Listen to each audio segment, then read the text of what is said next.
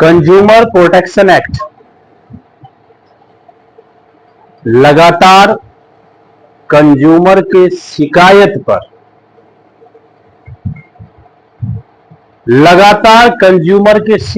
पर कि उसे कोई न कोई दुकानदार, कोई न कोई व्यापारी गलत माल दे दिया, उसे स्पष्ट रूप से बताया नहीं, धोखाधड़ी में माल बेच दिया, अर्थात ग्राहक को ठग लिया, ये शिकायत होता था। तो ग्राहक को ठगे जाने से रोकने के लिए 1986 में एक नियम पारित किया गया जिसको हम उपभोक्ता संरक्षण अधिनियम कहते हैं। ये अधिनियम संपूर्ण भारतवर्ष में उस समय जम्मू और कश्मीर को छोड़कर, क्योंकि वो विवादित जगह था, तो जम्मू एवं कश्मीर को छोड़कर 1987 से पूरे भारतवर्ष में लागू हुआ। तो ग्राहक को ठगे जाने से रोकने के लिए 1986 में एक नियम तैयार किया गया और उसे संसद में पास किया गया, जो 1987 से पूरे भारतवर्ष में उस समय जम्मू और कश्मीर को छोड़कर लागू कर दिया गया कि कोई भी दुकानदार, चाहे वो छोटा हो या बड़ा हो, वो किसी भी ग्राहक को, चाहे ग्राहक पढ़ा लिखा हो, मूर्ख हो, वीआईपी हो या जनरल हो, उसको साथ धोखाधड़ी नहीं कर सकता है। एक नियम तैयार किया गया जिस नियम को हम उपभोक्ता संरक्षण अधिनियम कहते हैं। इसमें मुख्य रूप से उपभोक्ता का अधिकार और उत्तरदायित्व, राइट और रिस्पॉन्सिबिलिटी को क्लियर किया गया। उपभोक्ता का अधिकार क्या है? जैसे किसी चीज को हम नहीं जानते हैं तो हम पहले उसको जाने। जैसे कहीं कोई सामान खरीदने गए, अब वो सामान क्या है, उस सामान का कैसे यूज करेंगे, उसका जीवन काल कब तक है, उसके यूज करने का कुछ डिमेरिट भी है ना। ये सब चीज के बारे में हम पहले जाने और बताना उस दुकानदार का काम है। अगर नहीं बताएगा तो हम उस पर धोखाधड़ी का केस कर सकते हैं। ठीक है, तो जानने का अधिकार, सुनने का अधिकार, पहचानने का अधिकार, ये सब अधिकार उपभोक्ता संरक्षण अधिनियम में एक ग्राहक को दिया गया, एक उपभोक्ता को दिया गया, जो यहां पे हम लिखवाए हैं। सबसे पहले राइट टू सेफ्टी, सुरक्षा का अधिकार। ऐसा नहीं कि हम किसी दुकानदार से बहस कर लिए, अब दुकानदार, हम दुकान से बाहर निकले तो दुकानदार अपना गार्ड से हमको पिटवा दे, ये भी नहीं हो सकता है ना। तो सुरक्षा का अधिकार, राइट टू सेफ्टी, फिर सूचना प्राप्त करने का अधिकार, उसके बाद चयन का अधिकार। कौन सा सामान हमको खरीदना है ये हम अपने हिसाब से चयन करेंगे, हमको दुकानदार दबाव नहीं दे सकता है कि तुम ये लो। हमको क्या खरीदना है वो हम चयन करेंगे। तो चयन करने का अधिकार, सुने जाने का अधिकार और उपचार का अधिकार। ये कंज्यूमर राइट में ये 6 right to safety, the right to be information, the right to choice, the right to be heard, the right to be redressed. सुरक्षा का अधिकार, सूचना प्राप्त करने का अधिकार, चयन का अधिकार, सुने जाने का अधिकार, उपभोक्ता का अधिकार और राइट टू कंज्यूमर एजुकेशन, उपभोक्ता की शिक्षा का अधिकार। शिक्षा से आशय यहां है कि अगर किसी चीज के बारे में हम नहीं जानते हैं तो उसका हम कैसे प्रयोग करें, क्या जीवन काल है, इसका क्या डिमेरिट है, तो वो हमको वो बताएगा। उपचार का मतलब है कोई भी सामान, जैसे जो गारंटी और वारंटी के श्रेणी में आता है, सामान अगर खराब हो गया तो उसका कब तक गारंटी है। उपचार मतलब उस सामान को क्या सेवा कर सकता है वो, उस सामान में गारंटी भी है, वारंटी भी है, तो गारंटी है तो कितना दिन का, तो गारंटी है तो किस किस चीज का। कभी कभी प्लास्टिक पार्ट का गारंटी नहीं होता है, कुछ सामान ऐसा है जिसमें अगर प्लास्टिक यूज है तो उसका गारंटी नहीं है। लोहा, जैसे बाइक है, बाइक का आप इंश्योरेंस कराते हैं और बाइक एक्सीडेंट कर गया तो बाइक मर्डर कार्ड प्लास्टिक का होता है, बॉडी कार्ड प्लास्टिक का होता है, उसका इंश्योरेंस नहीं होता है, उसका पैसा आपको नहीं मिलेगा। जब आप जाते हैं एजेंसी में, सर्विस आपके आपके अंदर है, सर्विस का टाइम बचा हुआ है, तो उसका पैसा आपको ऊपर से देना पड़ेगा। प्लास्टिक से संबंधित यही है उपचार का अधिकार। अगला है कंज्यूमर रिस्पॉन्सिबिलिटी, उत्तरदायित्व। कंज्यूमर का भी उत्तरदायित्व है, सिर्फ अधिकार दे दे और उत्तरदायित्व नहीं दे। जैसे किसी भी सामान को कैसे यूज करना है उसी तरीका से आपको यूज करना है। सपोज करें कोई भी चीज कितना वोल्टेज पे, कोई इलेक्ट्रिक चीज है, कितना वोल्टेज पे हम उसको चलाएंगे कि वो उसका सुरक्षा कायम रहेगा। अगर उतना वोल्टेज नहीं है, उससे कम वोल्टेज है तो भी हम नहीं चलाएं, उससे बहुत ज्यादा वोल्टेज है तो भी हम उस चीज को नहीं चलाएं। अगर कम या ज्यादा वोल्टेज से चलाते हैं तो उसमें शॉर्ट लगेगा। तो ये हमारा उत्तरदायित्व होता है कि हमको जो कहा गया है हम उस नियम को पालन करें। तो कम वोल्टेज में चलाते हैं, शॉर्ट लगेगा, तो वो जवाबदेही मेरा है ना। तो उत्तरदायित्व में है कि पहले जान परख के, समझ बुझ के वस्तु क्रय करें। इसीलिए कहा गया है कि क्रय में जल्दबाजी ना करें। आप क्रय कर लिए हैं तो उस सामान का जो भी गारंटी या वारंटी कार्ड है उसको लें, कितने में खरीदे हैं इसके लिए आप एक पक्का रसीद उस दुकानदार से लें। तो क्रय में जल्दबाजी ना करें, रसीद भी प्राप्त करें और गारंटी और वारंटी का कार्ड भी लें। गुणवत्ता से समझौता ना करें। जैसे हम कॉटन कपड़ा लेने गए, कोई भी कपड़ा अगर हम कॉटन खरीदने के पर्पज से गए और वो दुकानदार कह दिया अरे कॉटन नहीं है, तो क्या हुआ, ये 60-40 का मिक्स है, ये ले लो अच्छा रहेगा। तो मन है हमारा कॉटन लेने का, तो हम हर हाल में 100% कॉटन लें, क्यों 60 और 40 का मिक्स लें, है ना। तो गुणवत्ता, उसके क्वांटिटी क्वालिटी से समझौता नहीं करें। उसके बाद झूठे एवं भ्रामक विज्ञापन से बचें। आजकल हर तरह का विज्ञापन टेलीविजन पे भी दिखाता है और बहुत जल्दी बोल देता है बाजार के जोखिम के अधीन, है ना।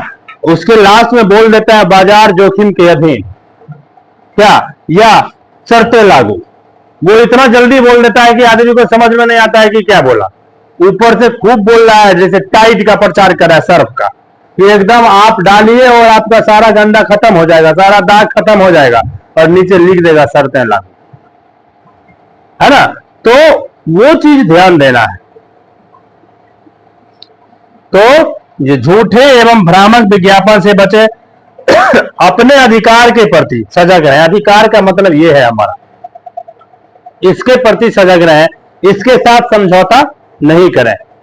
उसके बाद उपभोक्ता की सावधानी, हमें सावधानी जो अभी बताए कि अगर हमको बताया जाता है कि आपको इतना वोल्टेज पे ये चीज यूज करना है, आप उसे कम वोल्टेज पे यूज करते हैं, तो वो आपका जवाबदेही है। इसलिए सावधानी से कोई भी चीज का यूज करें, ठीक है।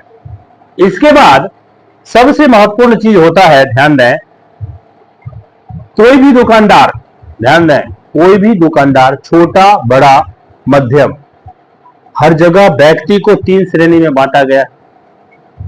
एक बहुत हाई फाई वाले, जिसको हम उच्च कोटि के लोग कहते हैं, एक मध्यम कोटि के और एक निम्न कोटि के।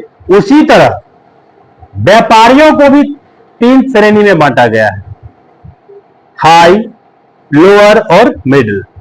तो हम किस दुकान से बिजनेस सामान खरीदे हैं और हमारा सामान किस लेवल का है, उसके आधार पे अगर हमको कोई ठगता है तो हम केस करेंगे। जैसे 3 श्रेणी में बांटता है, जिला आयोग, राज्य आयोग और राष्ट्र आयोग। स्टेट कमीशन, डिस्ट्रिक्ट कमीशन और नेशनल कमीशन। डिस्ट्रिक्ट कमीशन में 1 करोड़ तक, 1 रुपया से लेके 1 करोड़ तक का अगर ठगी हुआ है तो इसके लिए हम डिस्ट्रिक्ट में केस करेंगे। जो डिस्ट्रिक्ट में जिला फॉरम होगा, डिस्ट्रिक्ट में जो कंज्यूमर का कोर्ट होगा, वहां पे हम मुकदमा दायर करेंगे। 1 करोड़ से ज्यादा और 10 करोड़ तक का अगर ये क्लेम है, 1 करोड़ से ज्यादा और 10 करोड़ तक का क्लेम है, तो इसके लिए राज्य स्तर पर हम केस करेंगे, स्टेट में। और यदि 10 करोड़ से ज्यादा है तो इसके लिए हम नेशनल आयोग, नेशनल कमीशन, राष्ट्र आयोग में जाके केस करेंगे, यानी केंद्र में जाके केस करेंगे। उसी प्रकार जिस प्रकार अभी आप देखें लोअर कोर्ट, हाई कोर्ट और सुप्रीम कोर्ट, सामान्यतः तीन कोर्ट को तीन श्रेणी में बांट दिया। लोअर कोर्ट छोटा मोटा केस है तो लोअर कोर्ट, लोअर कोर्ट अगर फैसला देने में देरी करता है तो हम हाई कोर्ट जाते हैं, हाई कोर्ट से अगर विवादित फैसला हो जाता है तो हम सुप्रीम कोर्ट जाते हैं, तो लोअर कोर्ट उसी को बोलते हैं। तो हमारे द्वारा हमको अगर कोई दुकानदार ठगता है तो हमारा क्लेम कितने का है उस पर डिपेंड करेगा कि हम मुकदमा कहां दायर करें। 1 रुपया से 1 करोड़ तक का अगर क्लेम है तो जिला लेवल में हमारा जो होम डिस्ट्रिक्ट है वहां पे क्लेम करेंगे। 1 करोड़ से ज्यादा है और 10 करोड़ तक है तो उसके लिए हम अपने स्टेट में मुकदमा दायर करेंगे, और 10 करोड़ से ज्यादा है तो हम नेशनल आयोग के पास जाएंगे, राष्ट्रीय आयोग के पास जाएंगे केस करने के लिए। और ये चीज हमारा एमसीक्यू में भी पूछता है, जैसे 50,000 के मुकदमा किस आयोग में किया जाएगा, तो आपको वहां 4 ऑप्शन होगा, आपको बताना होगा। तो हम अभी बताएं 1 रुपया से लेकर 1 करोड़ तक का केस डिस्ट्रिक्ट लेवल में होगा, तो 50,000 किस श्रेणी में आएगा, ये डिस्ट्रिक्ट लेवल की श्रेणी में। इस तरह कोई ना कोई एक अमाउंट फिक्स कर देता है, ये किस कमीशन में केस होगा, मुकदमा होगा, वो आपको वहां पे बताना होगा। ठीक है। ऑब्जेक्टिव पूछता है उपभोक्ता संरक्षण अधिनियम कब पारित हुआ, कब पारित हुआ, तो 1986 में, और पूरे देश में कब लागू हुआ, तो 1987 में, है ना। पारित होना मतलब हमारे सांसद के बीच, हमारे राष्ट्रपति के बीच संसद भवन में कब पेश किया गया, है ना। तो ये पेश किया गया 1986 में, पूरे संपूर्ण भारतवर्ष में इसको लागू किया गया 1987 में। उसके बाद ये राइट और रिस्पॉन्सिबिलिटी है, फिर ये 3 लेवल का हम काम करते हैं। उसके बाद ये रोल है, एक कंज्यूमर का क्या क्या रोल है, तो कंज्यूमर का education, attention to consumer compensation, sample testing, provide क्या है ये लीगल, प्रोवाइड लीगल असिस्टेंस, और फाइलिंग सूट ऑफ, क्या लिखिए इतना घस के वीडियो में आएगा अभी नहीं, इसको सीधा सीधी समझ लें कि हमारा उत्तरदायित्व होता है कि कोई भी सामान हम खरीद रहे हैं तो पहले उस सामान के बारे में जानें, फिर उस सामान का कैसे उपयोग करेंगे उसके बारे में जानें, उपयोग करने के बाद उस सामान का सुरक्षा कैसे हम प्रदान कर सकते हैं। जैसे कोई बहुत अच्छा कीमती सामान यानी कीमती कपड़ा हम खरीदें, बहुत हाई क्वालिटी का है, और उसको हम धूप में बार बार सुखाएं तो उसका कलर खराब हो जाएगा। तो आप देखते होंगे सामान जब खरीदते हैं वो चीज, तो दुकानदार बोल देता है कि इसको धूप से थोड़ा बचाइएगा। कुछ कपड़ा ऐसा है जिसको आप सर्फ में साफ नहीं कर सकते हैं, अगर आप सर्फ में साफ कर देते हैं तो वो कपड़ा खराब हो जाएगा, है ना। तो ये हुआ उस सामान के बारे में शिक्षा प्रदान करना, और उसके अकॉर्डिंग आपको यूज करना है। अगर उसके अकॉर्डिंग यूज नहीं करते हैं तो वो खराब होगा, तो वो जवाबदेही आप पर है। ठीक है। और इसके बाद ये है हमारा कंज्यूमर प्रोटेक्शन एक्ट का इंपोर्टेंस, जिसको हम नीड भी बोलते हैं, नीड, इंपोर्टेंस, कैरेक्टर, फीचर, कुछ भी बोल सकते हैं। ये क्या है कि अज्ञानी उपभोक्ता के हितों की रक्षा। अज्ञानी सभी उपभोक्ता, सभी कस्टमर पढ़े लिखे नहीं होते हैं, सब जो अति सुदूर, जिसको बहुत ग्रामीण एरिया के लोग हैं, बहुत चीज का उनको अनुभव कम होता है। अब ऐसे कस्टमर अगर किसी हाई प्रोफाइल दुकान में चला गया और दुकानदार अगर उसको सही सजेशन नहीं दे तो उस दुकानदार पे मुकदमा किया जा सकता है।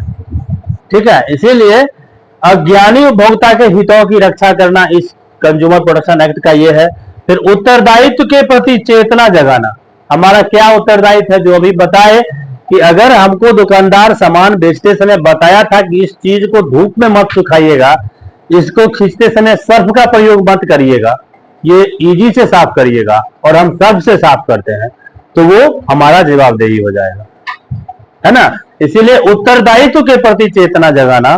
फिर है उपभोक्ता के व्यावसायिक शोषण करने के प्रवृत्ति से रक्षा करना है। अगर कोई उपभोक्ता का यही हो जाता है, कोई उपभोक्ता ऐसा है जिसको दुकानदार समझ गया ये बुर्बक है, तो जब भी जाता है तो उसके साथ नाजायज तरह से व्यवहार करता है। तो इस प्रवृत्ति को रोकना उपभोक्ता संरक्षण का उत्तरदायित्व होता है, यही उसका नीड है, यही उसका फीचर है। ठीक है, तो क्वेश्चन जो आप लोग लिखेंगे वो क्वेश्चन लिख लें। What do you mean by consumer protection act? What do you mean by consumer protection act?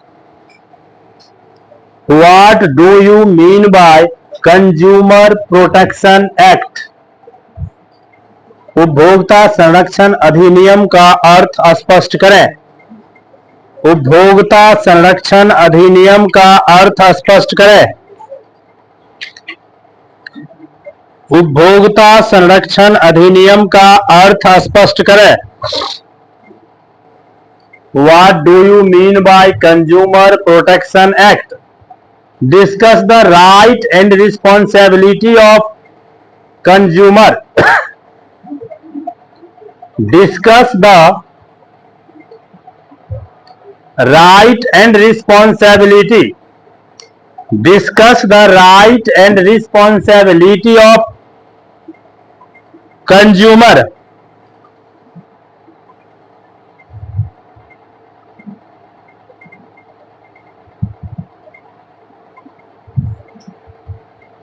उपभोक्ता संरक्षण के अधिकार और उत्तरदायित्व को स्पष्ट करें। उपभोक्ता संरक्षण अधिनियम के अंतर्गत एक उपभोक्ता के अधिकार और उत्तरदायित्व को स्पष्ट करें।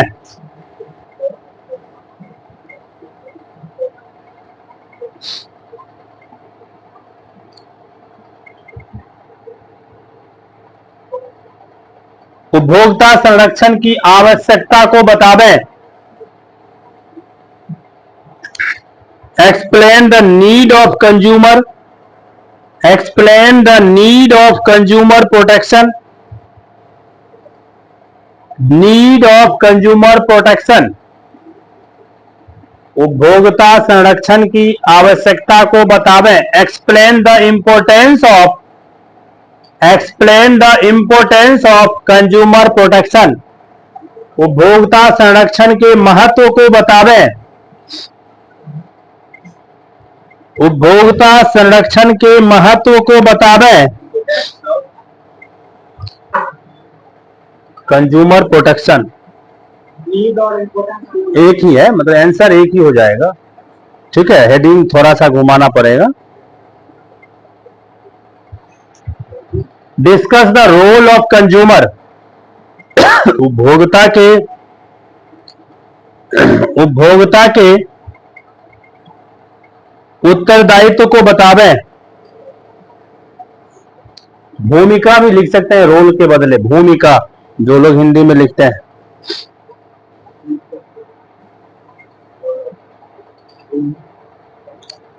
Role of consumer.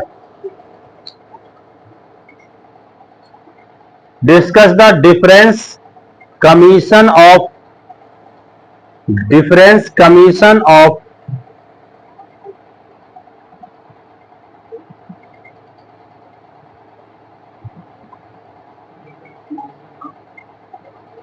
Consumer protection. उपभोक्ता संरक्षण के विभिन्न आयोग को बतावें। उपभोक्ता संरक्षण के विभिन्न आयोग को बतावें।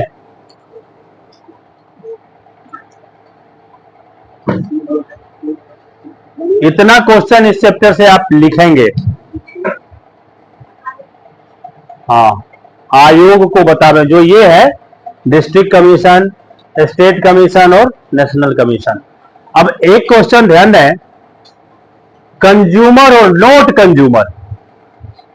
हम पढ़ रहे हैं उपभोक्ता संरक्षण, तो वास्तव में उपभोक्ता कौन है और वास्तव में उपभोक्ता कौन नहीं है?